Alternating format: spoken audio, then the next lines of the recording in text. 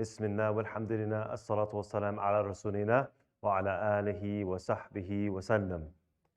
So today we're going to be on lesson 12 out of 14. So we've pretty much completed the course. We have this week and next week for new content, and then we'll have a review. And then after that, inshallah, you guys will have your multiple choice online exam. Still deciding if I should use Google Forms, but some kind of online version of the test. That way it can be automatically graded for efficiency. So just trying to do this with the mouse today, just because our clicker is a little bit off. So what we're going to be discussing is Tawheed al-Rububiyyah wa Uluhiyyah wa Asma wa Sifat, and the concept of Raja and Khawf, like hope and fear in Islam. And these are central elements of Aqeedah. Now, some of this stuff might seem a little bit basic, but when you're discussing with a person you want to convert to Islam, they need to have these essential elements of Iman and Aqeedah, because we don't want them to basically have a deviant understanding of who Allah subhanahu wa ta'ala is. We also want to discuss the issue of Tawheed al-Hakimiyyah, which is that only Allah has the right to legislate or to do tahakum, because especially when you're living in a Western context, you might feel swayed or persuaded to try to dilute or water down the Sharia of Islam, and that can never, like the Sharia can never change in Islam. Like we have to always maintain the fact that that's our legislative system, and that no matter where we're living in the world, we have to keep striving for the implementation of the Sharia, which is a type of ubudiyyah, a type of worship towards Allah subhanahu wa ta'ala. So it's a little tricky with the mouse, but so we'll start with Tawheed al-Rububiyyah. Tawheed al-Rububiyyah comes from the concept of the oneness of Allah's lordship, or Him being the Rabb, the sustainer of the heavens and the earth. And so it can mean Lord, and obviously in this context we mean the sustainer, the provider, the nourisher, the caretaker of the entire universe. And Allah tells us in Surah Al-Zumar, أعوذ بالله من الشيطان الرجيم الله خالق كل شيء وهو على كل شيء وكيل. Allah is the creator of all things, and He is the guardian, the wakil of everything. I always got to remember which way to do this mouse now. So, and then we get to the concept of Tawheed al-Uluhiyyah. So this has to do with ibadah, and the fact that Allah is of a high position and the only one worthy of worship. So we single out Allah subhanahu wa ta'ala in terms of all of our ibadah, because if we don't, then we would fall into shirk al-akbar, the major shirk, which is polytheism, which can take a person completely out of Islam. If a person is still alive, we can remind people that if somebody ever fell into shirk, either dealing with jinns and, unfortunately people who deal with sihr, they leave Islam, even whether they know it or they don't know it. Or if they were to call upon an idol, if in this lifetime they made tawbah, then they still have the opportunity of turning back to Allah subhanahu wa ta'ala, unless the conditions like the sun rising from the west occur, or if the soul reaches the throat, meaning death, then at this point, tawbah is no longer accepted. But we want to remind people of the mercy of Allah, that while they're still alive, a person can make tawbah from any major sin. They just have to never despair in the mercy of Allah, and obviously try not to be reckless with delaying your tawbah, because we don't know at what time people will die. And Allah told us that only He is worthy of worship, and I've mentioned this ayah before, but it's a very central ayah because it explains the purpose of life. Our whole purpose of existence, our main purpose that is to worship Allah alone. And Allah told us in Surah Dhariyat, وَمَا خَلَقَتُ الْجِنَّ وَإِنسَ إِلَّا لِيَعْبُدُونَ. I did not create jinn and human beings except to worship me. So this is our central purpose. Anybody who's learning about Islam or who already knows some fundamentals should make sure that they know about this central concept. And then we get to Tawheed Asma wa Sifat. Now, some of the names of Allah, what distinguishes them is the alif lam in front of it. So a person can be adl, can be just, but Allah is al-adl. He is the most just. And a person can be rahim, a person can be merciful, but ar-rahim, the most merciful, this superlative form of the word is used exclusively for Allah Azza wa Jal. And so these perfected forms of the names are from Allah's Al-Asma al-Husna, His most beautiful names. And we can see a connotation of this in the following ayah in Surah Taha, where Allah tells us, Allahu la ilaha illahu lahul asma al-husna. Allah, there is no God worthy of worship except Him. He has the most beautiful names. So it is inappropriate and actually unacceptable for somebody to use Allah's names for the creation. Now, we're not talking about, like we said, the non-superlative forms. So, for example, if somebody named their child Kareem, not El-Kareem, the generous, or the person who's noble, then saying Kareem for the creation, for the makhluk, is acceptable. But to say El-Kareem is only for Allah Azza wa Jal. This is a special name from Allah's names and attributes. So when we say Tawheed, Asma wa Sifat, we're saying the oneness in Allah's Asma, His names, and His Sifat, meaning His attributes. And then there's the concept of Tawheed al-Hakimiyya. And sometimes you'll notice that in Saudi, they really try to underplay this because there's something called like a Madkhali Salafi, which is like those who try to sort of water down the legislation aspect of Islam or try to give a little bit too much power to the monarchy system that's existing today. But the concept of al-Hakimiyya basically means that only Allah is the one who is worthy of making legislation. And so even though scholars do what's called ijtihad, which is to do istinbat fil hukm shar'i, to extract rulings, they're extracting these rulings from the Quran and Sunnah. They're not extracting these rulings from their hawa. So you can't just go to a scholar and say, for example, what's your opinion on, let's say, organ donation? And they're like, hold on, let me check my nafs. You can't just ask yourself or your desires. You can't just start philosophizing. It has to be based on the Shar'i texts. So that's why we have this concept of inni al-hukmu illa lillah, which means that legislation is only for Allah Azza wa Jal. As we said already, in terms of ijtihad, the scholars have to look at the source forms of law, the mastarat, the main ones being obviously Quran and Sunnah. Obviously, they consider ijma' as-sahaba a form of legislation, but that's only because of it's understood that the Sahaba, if they all had consensus on an issue, that they're not making this issue up from their own desires. They know the Sunnah from the Prophet ﷺ so well that if they all agreed on something, that means that there's a hidden Sunnah that they knew, which didn't come to us in the form of hadith. And in the case of qiyas, legal analogy, that means there's a principle found within the Quran and Sunnah that can be applied to future fiqh rulings or fiqh al-nawazil. So if the scholars, they find this principle, then they're still using something from the Quran and Sunnah to come up with new future case rulings. So the concept of legislation being only for Allah, this is mentioned in Surah Yusuf, chapter 12, verse 40. And then we have the concept of hub of Allah, love of Allah, khawf Allah, or having taqwa of Allah, and the concept of having raja or raghab, hope in Allah subhanahu wa ta'ala. And the believer is supposed to have all three. If you're missing any of these three elements, you are either lacking in your ubudiyyah, your worship of Allah, or it may eventually lead a person completely astray from the religion.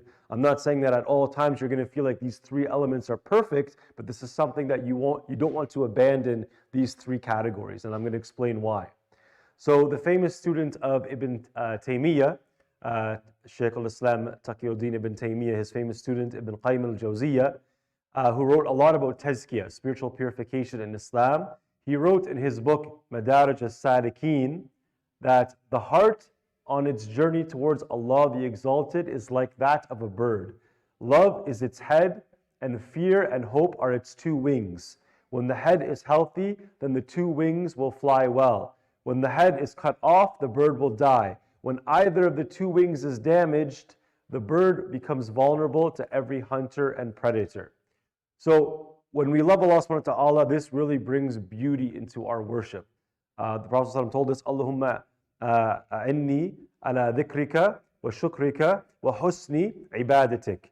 He basically gave us a dua that, oh Allah, help us to basically have beauty and perfection, husni, goodness and perfection in all of our worship towards Allah. And what could be the perfection of worship other than knowing that you are fully devoted to worshiping Allah with utmost love? But love isn't the entire equation here. We also need to have hope and fear of Allah subhanahu wa ta'ala. Why do we need to have both? Because we need to have hope, because if we ever commit sins, we need to realize that never to despair in the mercy of Allah, which is exactly what Shaitan wants us to do. He wants to despair in Allah's mercy so that a person will live 5, 10, 15, 20 years never making tawbah. The time of death comes to them, they forget to make tawbah, and they have all these sins that have not yet been forgiven. So this is one of the traps of Shaitan. And then there is the importance of having fear of Allah, because if you don't fear Allah, a person will say to themselves, well, if I just keep committing major sins, Allah will forgive me. And they'll have this almost like a false hope that they assume that whatever they do, Allah is going to forgive them. One of the conditions of tawbah, of being accepted, is that the person sincerely feels guilty about what they did that was wrong, and they sincerely intend never to do the sin again. So if they're playing the hope card in the extreme, where they're just going to basically commit sins and they don't really take it seriously, they run the risk of their tawbah not even being accepted at all, and they end up trivializing sins, and that can obviously lead a person, into doom. So we need to balance between both the fear and hope element, and we want to try to centralize our worship around loving Allah Azza wa Jal. And Allah told us in the Quran, وَمَن يَقْنَطُ مِن رَحْمَةِ رَبِّهِ إِلَّا الضَّالُّونَ, which means, who despairs of the mercy of his Lord except for those who are astray. So not only is it a trap from the shaitan, it can literally lead to misguidance. So we never want to despair in the hope and mercy of Allah Azza wa Jal. And Allah also told us in Surah Al-Anbiya, إِنَّهُمْ كَانُوا يُسَارِعُونَ فِي الْخَيْرَاتِ يَدْعُونَنَا رَغْبًا وَرَهَّبًا وَكَانُوا لَنَا خَاشِعِينَ. That verily they would hasten to good deeds and supplicate to us in hope and fear, and they were humbly submissive to us. So this is talking about Yahya alayhi salam in the Quran and his wife, and he is mentioning, Allah is telling us here, that in addition to them hastening to doing khayrat, good deeds, they also had raghba, they had hope in Allah, wa rahaba, and they also had fear in Allah subhanahu wa ta'ala, and they were from those who were khashi'een, people of khashya, those who, because of their knowledge of Allah, they become humbly submissive towards Him. Jalla Jalaluhu. And we've discussed this issue before when we talked about GoRap Plus, but the idea of having husna dhan billah, having a good opinion of Allah, this could be the reason why a person actually enters paradise. Now I've attached a YouTube video here. We're not going to be watching it in today's lesson, but it gives an example of two people that on the Day of Judgment, just because of their opinion of Allah, that was actually the main reason why they entered paradise. One of the people who was told that he's going to go to hellfire, and then he hesitated, he didn't move. So when Allah asks him, something along the lines of either why aren't you moving or what's going on, the person said, I thought that your mercy could reach even a person like me. And because of his husna dhan billah, Allah admits this person into paradise. Another person, he's told to enter Jahannam and finds that Jahannam is pulling away from the abd, from the servant of Allah. And when Allah asks Jahannam, basically, what are you doing? Because Jahannam is moving away from the servant who was destined for hellfire. Jahannam speaks and says, he is seeking refuge from you, O Allah, from me, meaning from Jahannam. And because of this isti'adha that is pure from the heart, Allah admits this person into paradise and does not put him into hellfire. And there's been a khatira at the Muslim Wellness Center about this hadith before, and it's been mentioned that if you continuously remind yourself that Allah is Ar-Rahman, that Allah is Ar-Rahim, that Allah is Ar-Razaq, then you will notice these attributes in your own life by remembering these powerful attributes of Allah subhanahu wa ta'ala, you will see the manifestation of it in your own personal life. So the hadith is found in Jami' at-Tirmidhi. It mentions that Abu Hurairah radiallahu anhu reported that the Messenger of Allah sallallahu alayhi wasallam said that Allah Azza wa Jal says, I am as my slave thinks of me. I am with him when he calls upon me. So you can see this is probably the fastest lecture we ever had. So next semester when I have to reteach this course, I've been tasked with trying to squish these 14 lectures into 10. So now I can already kind of notice that I will be able to combine at least this lecture with probably the next lecture, at least for the next upcoming semester, inshallah ta'ala. So we can do a quick QA of the main concepts we learned today in class. Like I said, they're not very complicated, but they're very central to the Islamic Aqeedah. So just going to ask these questions in a very quick fashion. So what is Tawheed al-Rububiyyah? I got my eye on you, Muhib.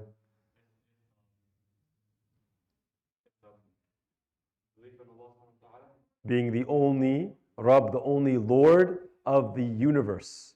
So the cherisher, the sustainer of the entire universe. So he is the ultimate Rabb. Malik al-Mulk, the king of all dominion of the entire universe. And then what is Tawheed al-Uluhiyyah?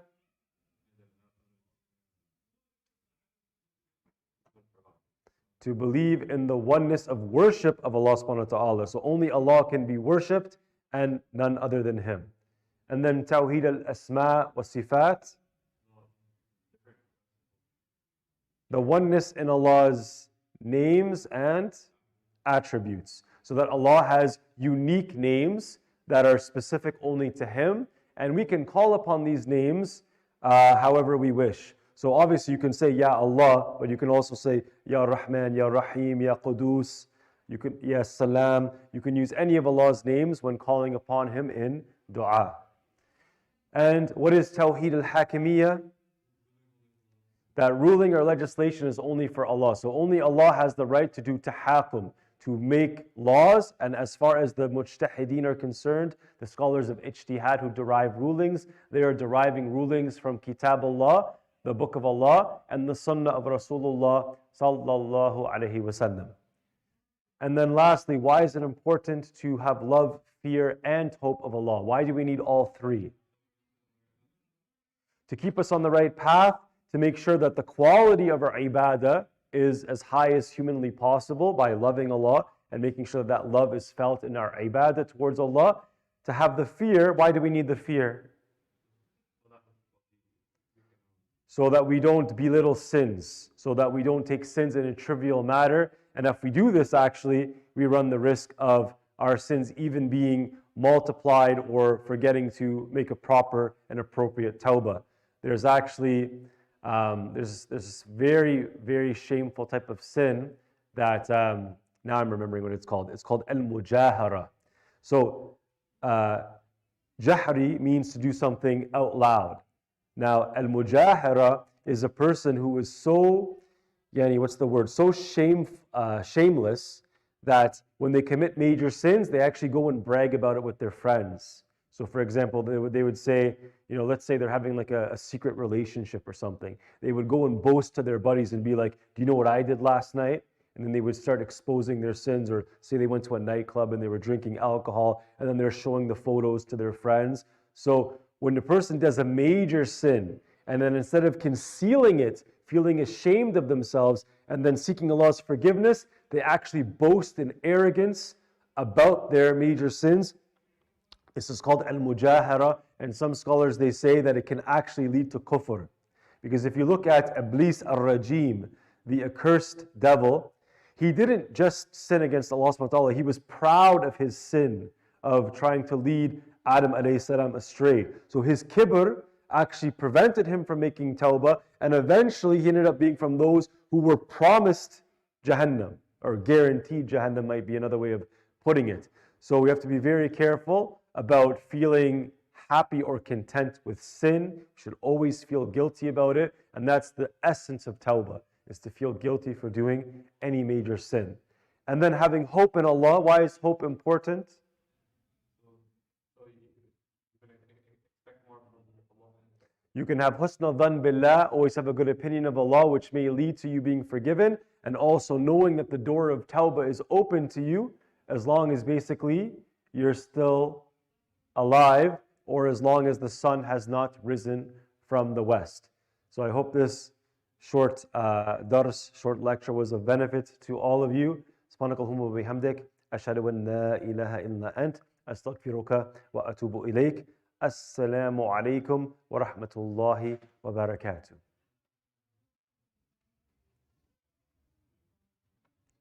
So that was